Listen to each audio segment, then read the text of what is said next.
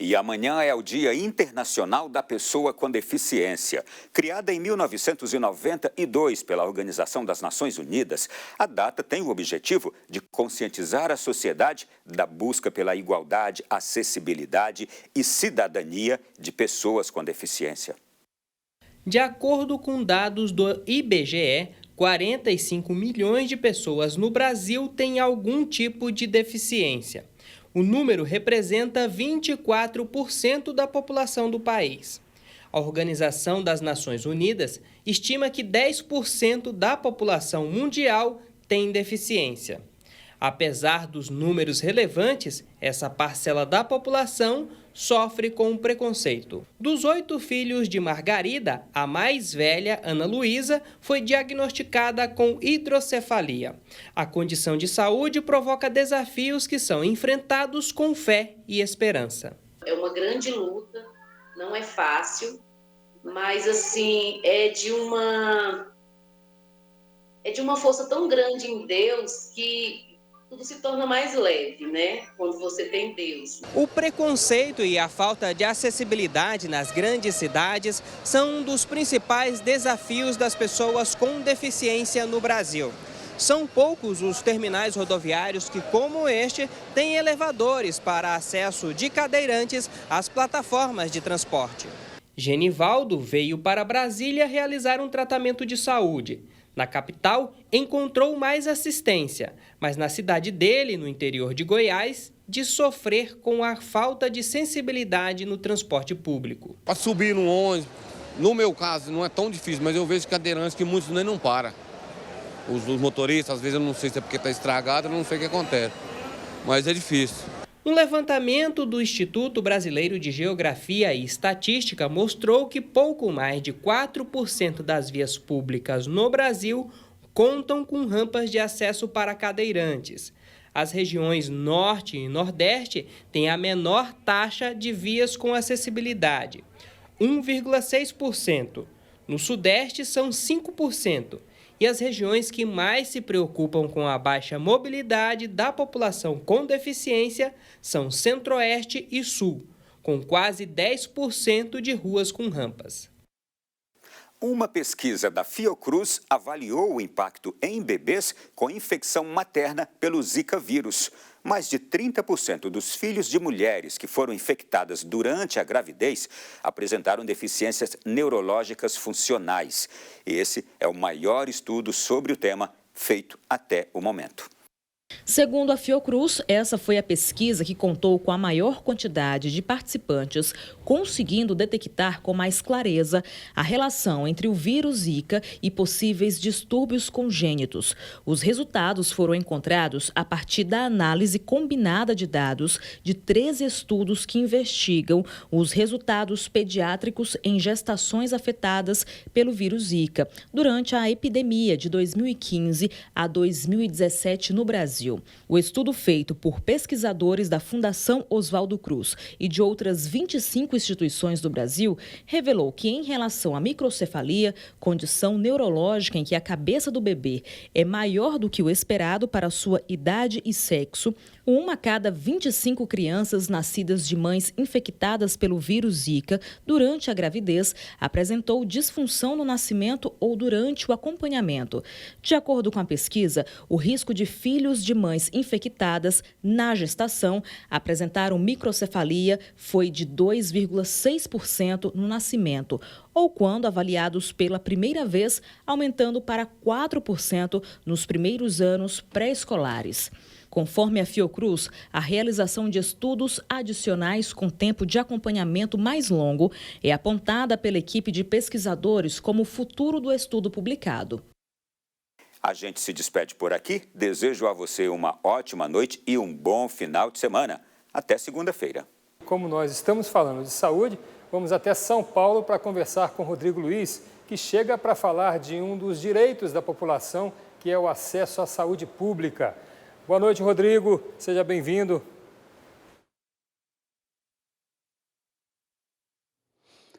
Boa noite a você e a todos os nossos amigos. Um relatório elaborado pelo Instituto de Políticas Públicas para a Saúde revela que 1/3 dos brasileiros está fora do programa de atenção básica à saúde. Esse modelo de atendimento prevê a visita de médicos e agentes de saúde às casas das famílias, o que é fundamental para reduzir o agravamento de doenças. A família do Marcos tem convênio médico, mas em muitas situações recorre ao posto de saúde. E eles sabem bem da importância do cuidado integral da família. Todo mês, um agente comunitário de saúde vai visitá-los. Sim, é muito importante o papel do agente de saúde, né? Que vai na residência, orienta algumas situações que às vezes até evita a gente estar vindo aqui, né? A gente também precisa, a gente passa para ela vai, ela faz agendamento, essas coisas assim. É muito importante. O programa Saúde da Família foi criado em 1994. O médico de família, a equipe de saúde da família, cuida das pessoas quando elas estão adoecidas e previne para que elas não fiquem adoecidas, né? Sempre usando as melhores evidências científicas possíveis e o respeito, né? A criação de um vínculo, de um atendimento humanizado. O modelo de atendimento focado na saúde da família prevê que médicos generalistas, especialistas e agentes comunitários visitem as residências para avaliar a saúde da população. 4 em cada 10 municípios brasileiros já alcançaram 100% de cobertura. E para ampliar esse tipo de atendimento, mais profissionais precisariam ser contratados. O relatório produzido pelo Instituto de Políticas Públicas indica que 72 milhões de brasileiros ainda não estão cobertos pelo programa. Desses, 33 milhões não têm plano de saúde e dependem exclusivamente do SUS. Para a gente conseguir chegar em 100% do Brasil coberto pela política, a gente precisaria de cerca de 25 mil novas equipes. Algo em torno de 236 mil profissionais de saúde, entre médicos, enfermeiros, auxiliares de enfermagem e agentes comunitários. Um bom médico, uma boa equipe de saúde da família consegue resolver 85%, 90% dos casos e encaminhar de forma oportuna e humana para o local onde essa pessoa vai ter esses outros 10% dos seus problemas de saúde resolvidos. E uma dica para quem busca aprender mais sobre educação nessas férias. O Museu do Catavento, em São Paulo, está com uma exposição que mostra práticas inovadoras dos professores com os alunos. E nossa equipe foi conhecer um pouco mais delas. Textos sobre emoções, artefatos tecnológicos para estimular o aprendizado, experiência de aula fora das salas, nas ruas, na floresta e muito mais. Tudo isso faz parte da exposição em cartaz no Museu do Catavento, em São Paulo, que mostra histórias de professores que inovaram na maneira de ensinar. Nessa exposição, as pessoas vão poder ver a história de 10 professores inovadores que transformaram suas práticas e criaram experiências pedagógicas muito criativas e muito interessantes, que fizeram com que a escola ficasse mais interessante para os estudantes. As ideias dos professores de todo o Brasil têm vários objetivos e um deles é aprender com afeto, tanto em um caderno que registra as emoções dos alunos, quanto em demonstrar que os estudantes podem fazer parte da experiência do aprendizado. A professora Débora, que fez um projeto de robótica com sucata, então ela aproveitou um projeto, ele aliou as duas coisas, né? Recolher os lixos, ter uma questão de sustentabilidade, né? Fazer uma reflexão sobre sustentabilidade e, ao mesmo tempo, exercitar a robótica. Para ter a mesma experiência, os visitantes também podem interagir com as obras expostas. Essa mesa, por exemplo, tem fitinhas para que as pessoas escrevam elogios e expressem suas emoções. A exposição também celebra os 10 anos do Instituto Porvir, que tem como missão mapear, pesquisar e disseminar práticas inovadoras para a educação. O Porvir é um instituto sem fins lucrativos e a gente tem uma plataforma que desenvolve conteúdo sobre educação e inovação. E aí foi uma maneira da gente comemorar, celebrar nossa história, mas também mostrar que essa inovação que a gente defende já existe e que os professores são protagonistas dessa inovação. Bom, ficamos por aqui, como sempre fazemos. Ao final de nossa participação, tenham boa noite. Hoje aproveito para partilhar que nossa família foi transferida para Cachoeira Paulista e que nessa mudança Deus me confia uma nova missão que em breve compartilho com vocês. Estamos deixando o departamento de jornalismo. Acredito que nossa vida é uma peregrinação. Estamos constantemente em movimento. Como missionário, fui convocado para um novo desafio. Permanecemos unidos no amor de Cristo.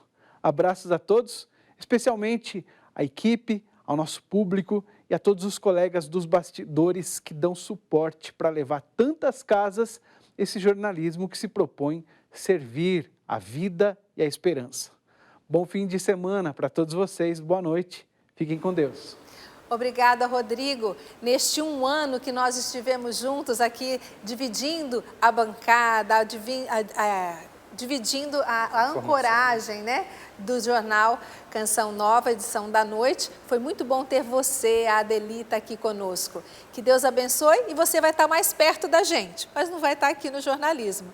Nós vamos sentir sua falta, mas a equipe de São Paulo vai continuar trabalhando e trazendo as notícias para a gente, né, Wallace? É assim mesmo. Parabéns, Rodrigo e Adelita, para esse novo campo de missão que Deus está abrindo para vocês.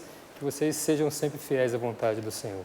Nós somos jornalistas, mas também somos missionários. Estamos a serviço da obra do Senhor. Reze por nós sempre. Cuiabá recebeu no primeiro dia de dezembro uma missa em ação de graças pelo Dia Mundial de Luta contra a AIDS. Vinculada à CNBB, a pastoral destinada a este assunto organizou uma Santa Missa na Catedral Metropolitana. A Santa Missa aconteceu na Catedral do Senhor Bom Jesus, em Cuiabá, e contou com a presidência de Dom Luiz Antônio Ricci, bispo da Diocese de Nova Friburgo. Dom Ricci é o referencial da Pastoral da AIDS, vinculada à CNBB, que anualmente realiza a celebração com o objetivo de apoiar pessoas envolvidas na luta contra esta realidade, sobretudo de reafirmar a posição da Igreja no comprometimento com a vida. Então, o nosso fundamento para a Pastoral da AIDS é cristológico. É imitar o Mestre, né? Não obstante os nossos limites, fragilidades, nós podemos sim contribuir para que todos tenham vida, uma vida mais digna, com justiça, com igualdade de oportunidades, né? E também, como disse São João Paulo II, eu gosto de uma frase dele, né? O outro que sofre me pertence. Zero discriminação, zero infecções, zero mortes. Estas foram as principais intenções suplicadas a Deus para que o trabalho da pastoral seja ainda mais eficaz. Somar esforços para a prevenção e para o tratamento com o rosto misericordioso de Cristo, evitando que mais vidas se percam.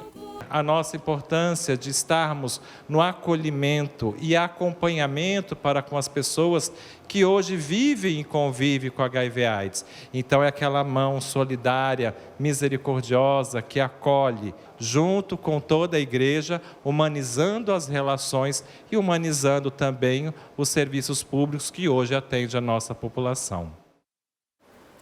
O sábado será de tempo quente e de muita chuva pelo Brasil.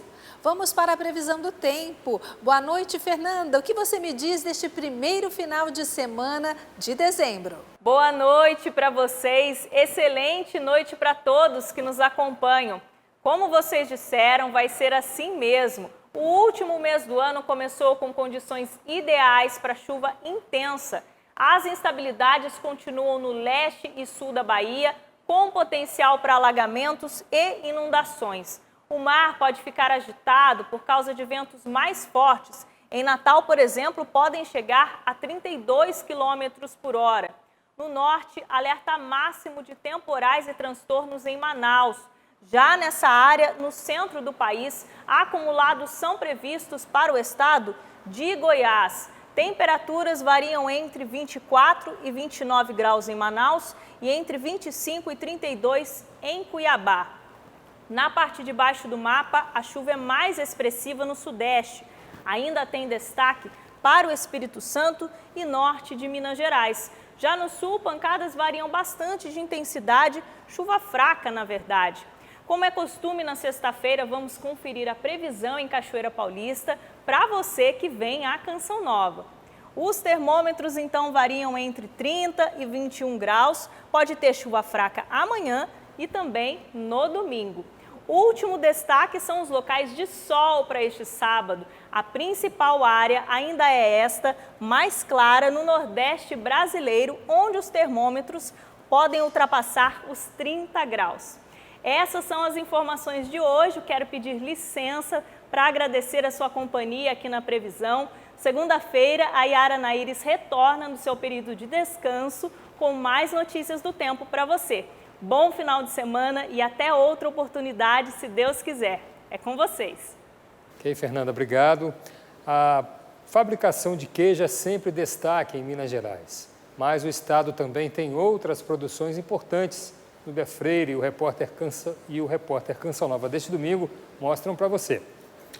Olá! Entre os vales e montanhas, as Minas descobriram novas riquezas. Na Serra da Mantiqueira, no sul do estado, a altitude e o clima são perfeitos para o cultivo do café, o ouro negro mineiro. O azeite tem despontado como o líquido dourado das Gerais e ainda o arco-íris das sementes do milho crioulo. É história, resgate da cultura, tradição familiar e biodiversidade.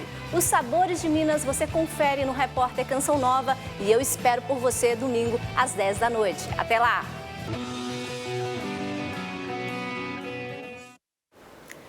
Em Sergipe, talentos do esporte paralímpico se destacam em competições nacionais. Alguns são destaques para as competições internacionais, Wallace. E mostram como a inclusão no esporte pode mudar a vida deles, né, Adriana? Com certeza, mudar para melhor o seu futuro e o futuro de muita gente. Breno joga vôlei sentado. Ele foi medalha de prata nas Paralimpíadas Escolares, realizada em São Paulo no fim da semana passada. A competição nacional trouxe muitas satisfações para o atleta de 17 anos. Eu ainda estou iniciando, estou aprendendo bastante. Creio que quando eu tiver já uma estrutura boa, vou decidir se eu vou continuar no vôlei ou não.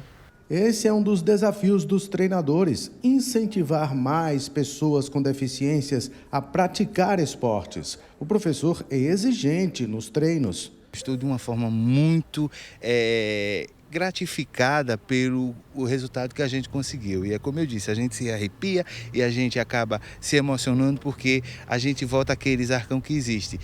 O que a gente planta, a gente colhe. E o trabalho tem os seus frutos. A delegação de Sergipe tem hoje 100 atletas no paradesporto. Nós não atendemos só pessoas que não tenham nenhum tipo de deficiência, mas também estamos atendendo cada vez mais e aumentando cada vez mais a procura de pessoas com deficiência para poder fazer a prática do esporte conjunto com a gente. A natação já tem muitos talentos. O técnico não descarta a possibilidade de alguns deles, no futuro, representar o estado em competições mundiais. A gente faz esse trabalho técnico dentro das oficinas, dentro do trabalho que a gente faz junto à Superintendência e o Centro de Referência do Comitê Paralímpico Brasileiro, exatamente para dar essa condição técnica deles nadarem, terminarem a prova certinho, sem erros. Agora vamos falar de Fórmula 1. Pelo 4º ano consecutivo, o Grande Prêmio da China foi cancelado. A determinação foi imposta pelo governo para evitar a propagação da Covid-19. Para a Federação Internacional de Automobilismo, o cancelamento anunciado nesta sexta-feira não foi nenhuma surpresa. A corrida em Xangai estava marcada para o dia 16 de abril de 2023. A FIA busca opções alternativas para substituir o GP da China no calendário do ano que vem. Enquanto isso, os chineses vão ficar mais um ano sem ver a disputa no circuito de Xangai. A China adotou uma política de repressão contra a Covid que ocasionou uma série de protestos em várias cidades importantes do país contra os constantes lockdowns. Milhares de pessoas foram às ruas para manifestar seu repúdio contra as medidas adotadas pelo governo e o Partido Comunista da China. O presidente chinês planeja endurecer repressão aos protestos. E antes de encerrar a edição de hoje, vamos falar da intenção de oração do mês de dezembro, que o Papa Francisco confia à Igreja Católica através da Rede Mundial de Orações. É isso mesmo, Adriana. O vídeo deste mês mostra o voluntariado como peça-chave da sociedade no compromisso, na promoção humana e no bem comum. Ser voluntario solidario es una opción que nos hace libres, nos hace abiertos a las necesidades del otro, a las demandas de justicia, a la defensa de los pobres, al cuidado de la creación. Es ser artesanos de misericordia, con las manos, con los ojos, con el oído atento, con la cercanía. Y ser voluntario es trabajar con la gente a la que uno sirve. La labor de las organizaciones de voluntariado es mucho más eficaz cuando colaboran entre sí y también con los estados. Al trabajar coordinado, por poco que sean sus recursos, dan lo mejor de sí y hacen realidad el milagro de la multiplicación de la esperanza. Necesitamos tanto multiplicar la esperanza. Recemos para que las organizaciones de voluntariado y de promoción humana encuentren personas que estén deseosas de comprometerse con el bien común y buscar nuevas vías de colaboración a nivel internacional.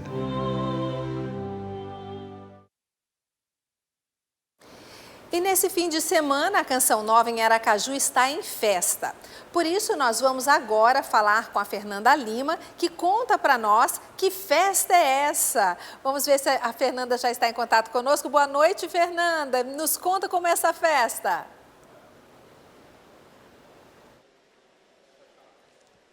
Muito boa noite, Adriana. Boa noite também para você que nos acompanha em casa. É isso mesmo. Realmente o clima aqui em Aracaju é de muita alegria, de muita festa, celebração, porque já está tudo pronto para daqui a pouquinho, em instante, começar também o acampamento Osana Sergipe 2022. Nós teremos uma programação especial, já está tudo preparado, também convidados especiais, mas claro, também tem uma presença muito especial que já está aqui do meu lado, que é o Padre Bruno Costa. Já quero acolher. Padre, boa noite, bem-vindo a Aracaju. Boa noite, Fernanda, boa noite, Adriana, boa noite você que nos acompanha. A nossa vitória realmente vem do Senhor. Eu, Padre Bruno, junto com o Pedro, com a Amanda, queremos viver intensamente o Osana Sergipe. Quero dizer para você que ainda dá tempo, vem para cá, já vai iniciar a Santa Missa e será um final de semana de muita graça, onde nós vamos proclamar as vitórias de 2022 na nossa vida, na nossa história. Padre, qual é o convite especial que o senhor gostaria de deixar para quem está nos acompanhando também, que deseja participar desse acampamento aqui? Coração aberto para a vontade de Deus e proclamar que Ele é Senhor, Salvador e Libertador. Com certeza sim, as graças acontecerão. Isso mesmo, obrigada, Padre. Deus abençoe. Lembrando para você que nos acompanha, você que deseja também participar presencialmente, ainda dá tempo, está só começando, adquira também a sua pulseira. Eu vou ficando por aqui, Fernanda Lima de Aracaju, para o Canção Nova Notícias. Obrigada, Fernanda. Vai ser linda essa festa. E toda esta festa do Osana Sergipe também serve para expressar a nossa gratidão aos sócios e benfeitores que acreditam e investem nesta obra de evangelização. E começamos o mês de dezembro com a certeza de que nossa missão não pode parar. Estamos com 5% na campanha do projeto Dai-me Almas e contamos com a sua ajuda para fechar o ano com 100% da nossa meta financeira. Então eu convido você, acesse clube.cançãonova.com, escolha uma das formas de se tornar sócio e contribuir com esta obra. E desde já o nosso muito obrigada. Este domingo, a Diocese de Barra do Piraí e Volta Redonda completa 100 anos de trabalho em prol da evangelização. E para celebrar, foram realizadas diversas atividades ao longo deste ano. Neste domingo, uma missa em ação de graça será realizada para os fiéis. Em 1922, a cidade, conhecida por ter o maior e mais importante entroncamento ferroviário do país, teve em seu território a instalação de uma diocese, criada pelo então Papa Pio XI. O intuito era ter a presença da sociedade na igreja e assim facilitar o trabalho pastoral. A missão de ser um bom samaritano faz parte da essência da Igreja Católica. Promover o bem e o cuidado com a pessoa humana é colocar em prática os ensinamentos do próprio Cristo. Na trajetória da Diocese de Barra do Piraí e Volta Redonda, muitas histórias foram assistidas e transformadas. Está sempre dando apoio para a gente aqui que a gente precisa. Às vezes chega a gente também aqui precisando do almoço, a gente indica lá, ela vai sempre estar ajudando, paga o almoço para a pessoa, entendeu? Mas é assim que o pessoal atende a gente aqui dia a dia. Com o tema Memória, Gratidão e Missão, a Diocese leva adiante o árduo trabalho pastoral em todos os 12 municípios que a competem. Para este domingo, a Diocese está preparando um dia especial de atividades para a celebração do seu aniversário. Nós iniciaremos com a abertura dos portões, a acolhida de todos os fiéis da nossa Diocese, a partir das 13 horas e a partir das 14 horas, momento de oração, a reza do Santo Terço.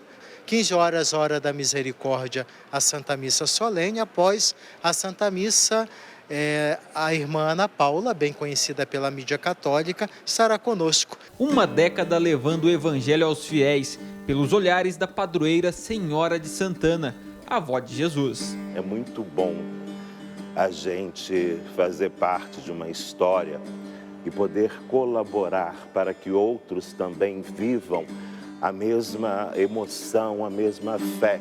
É que Jesus disse: estarei sempre com vocês, não tenha medo. Portanto, coragem, sempre em frente.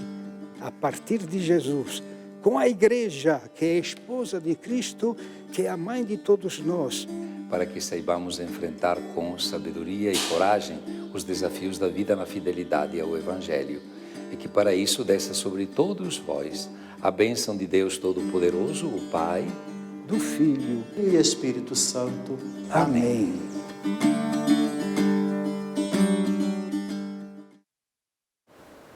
E assim nós encerramos o Canção Nova Notícias de hoje.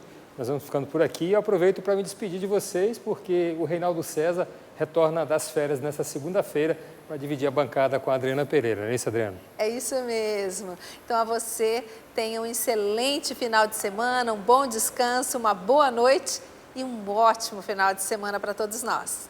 Boa noite.